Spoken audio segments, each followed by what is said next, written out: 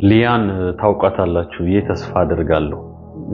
በጣም የምታሳዝነኝ ምስኪን ሴት ናት። መጽሐፍ ቅዱሳችን ውስጥ ምናልባት ከኔና ከናንተ ጋር ታሪኳ ይመሳሰላል ብዬ አስባለሁ።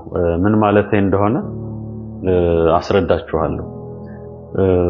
ሊያ ባሏ ያዕቆብ ባገባት ማግስት በነጋታው እንደምትጠላ የተረዳች ሪጀክትድ የሆነች እንደማትፈልግ የገባት የባሏ ስህተት መሆኗ የገባት ሴት ናት እና ከዚህ ነቀፌታ ጋር ከዚህ የሪጀክሽን ስሜት ጋር አብራ ዘመኗን የቆየች ሴት ናት። በጣም የምታሳዝን ሴት ናት። ታናሽ እህቷ ራሄል መጽሐፍ ቅዱስ ምን ይለናል?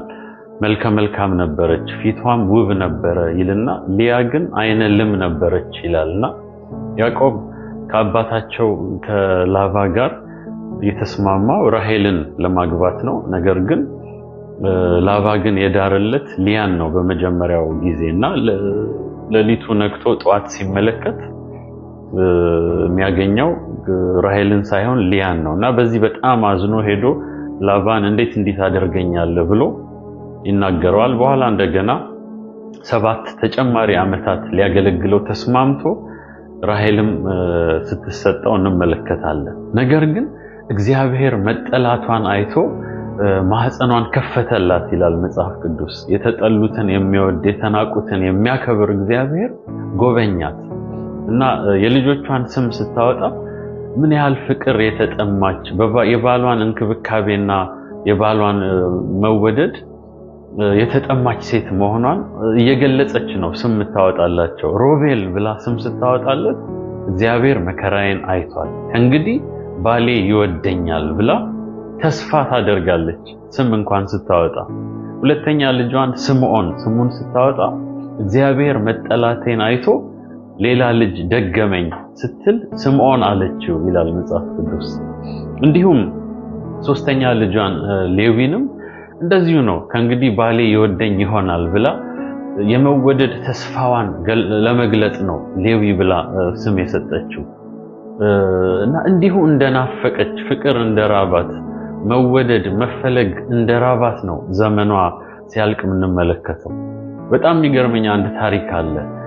ያዕቆብ ወደ አባቱ ቤት ለመመለስ ሲወስን እንግዲህ ከኤሳው ጋር ጸበኞች ስለነበሩ ኤሳው ያጠቃኛል ይገለኛል ብሎ ስላሰበ አስቀድሞ በጉዞ ከፊት ያስቀመጣቸው ባሪያዎቹንና እነ ሊያን ነው። ራሄልን ከኋላ ነው ያስቀመጣት። እንግዲህ እነ ሊያ ቢጠቁም ወይም ቢሞቱም ቀድመው ጥቃቱ ይድረስባቸው፣ ራሄል ግን ትዳንልኝ አይነት ነገር ነውና በጣም አሳዛኝ ሴት ናት ሊያ። ነገር ግን እግዚአብሔር በእርሷ ዘመን ብቻ አይደለም በልጅ የባረካት።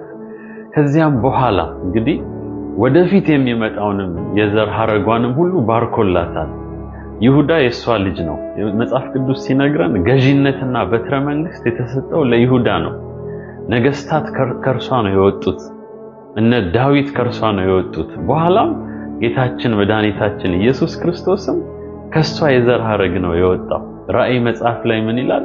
ከይሁዳ ነገድ የሆነ አንበሳ የዳዊት ዘር የሆነ ብሎ ነው ጌታ ኢየሱስን የሚገልጠው። ያ ብቻ አይደለም፣ የሌዊ እናት ናት። ሌዊ የካህናት አባት ነው። ካህናት የሆኑ ሁሉ ከሌዊ ነው የወጡት። ስለዚህ በእግዚአብሔር ፊት የሚቆሙ ህዝቡን ወክለው በእግዚአብሔር ፊት የሚቆሙ ካህናት የወጡት ከሊያ ነው። የነገስታት እናት ናት፣ የካህናት እናት ናት። እግዚአብሔር የተናቁትን ያከብራል። ሰው የጠላቸውን ሰው የገፋቸውን እግዚአብሔር ይወዳል፣ ያከብራል። የኛም ታሪክ እንደዚሁ ነው ያልኳችሁን እዚህ ጋር ላስረዳችሁ።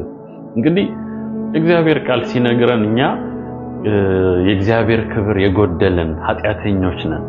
በገዛ መንገዳችን ተቅበዝብዘን ከእግዚአብሔር አሻፈረኝ ብለን የጠፋን ሰዎች ነን። ጽድቅ አለን እንኳን ብለን የምናሳየው ጽድቅ መጽሐፍ ቅዱስ ምን ይላል? የእናንተ ጽድቅ የመርገም ጨርቅ ነው ይላል። የመርገም ጨርቅ ማለት እህቶቻችን የወር ወግ በሚያዩበት ጊዜ ንጽህናቸውን ለመጠበቅ የሚጠቀሙት ነውና አውጥተው የሚያሳዩት የክብር ዕቃ አይደለም፣ የሚሸሽግ ነው። የናንተ ጽድቅ የኔና የናንተ ጽድቅ በእግዚአብሔር ፊት እንደዚህ የቆሸሸ ነው። አውጥተን የምናሳየው እንኳን ነገር የለንም እና የእግዚአብሔር ቃል ሲናገር ስለኛ መመረጥ ስለኛ መጠራት ሲናገር ጥበበኞችን ያሳፍር ዘንድ ብርቶችን ያሳፍር ዘንድ የዓለምን ምናምንቴዎች የተናቁትን መረጠ ይላል። በጣም ይገርመኛል። ገና ኃጢአተኞች ሳለን ይላል ሮሜ መጽሐፍ ላይ ሲናገር እግዚአብሔር ለኛ ያለውን ፍቅር ያሳይ ዘንድ በክርስቶስ ኢየሱስ መረጠን። መልካም ሳለን አይደለም፣ ገና ኃጢአተኞች ሳለን። በጣም የሚገርመው እግዚአብሔር እኛን እንዲህ ሊያከብረን የተጠቀመበት መንገድ ነው። እንግዲህ ጌታችን መድኃኒታችን ኢየሱስ ክርስቶስ ከሰማየ ሰማያት ሲወርድ ከድንግል ማርያም ተወልዶ ሰው ሆኖ በእኛ ምሳሌ ሲገኝ መጽሐፍ ቅዱስ ምን ይለናል? ኢሳይያስ 53 ላይ የተናቀ የተጠላ በሰውም የተጠላ የሕማም ሰው ብሎ ነው የሚገልጠው። ጴጥሮስ ለአይሁድ ሲሰብካቸው ሲነግራቸው ስለ ጌታ ኢየሱስ ምን ይላል? እናንተ የናቃችሁትን እግዚአብሔር የማዕዘን ድንጋይ ክቡር ድንጋይ አደረገው ብሎ እንዴት ሰው የናቀው እንደነበረ ነገር ግን እግዚአብሔር እንዴት እንዳከበረው ይነግረናል። ለፊልጵስዩስ ሰዎች ሐዋርያው ጳውሎስ ሲጽፍ እንዴት ጌታ ኢየሱስ ክርስቶስ ክብሩን ጥሎ እንደመጣ የባሪያን መልክ ይዞ በሰው ምሳሌ እንደተገኘ ራሱን ዝቅ እንዴት እንዳደረገ እግዚአብሔር ግን ከስሞች ሁሉ በላይ ስም እንደሰጠው ምላስ ሁሉ ጌትነቱን እንዲመሰክር ጉልበት ሁሉ እንዲንበረከክለት ከፍ ከፍ እንዳደረገው እንመለከታለን።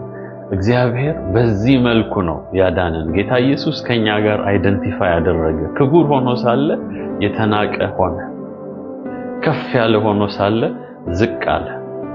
እግዚአብሔር የተመሰገነ ይሁን እና በዚህ በክርስቶስ ኢየሱስ ክቡር ደም የተገዛን ሰዎች ነን። ዋጋችንን ሰው አይተምንልንም።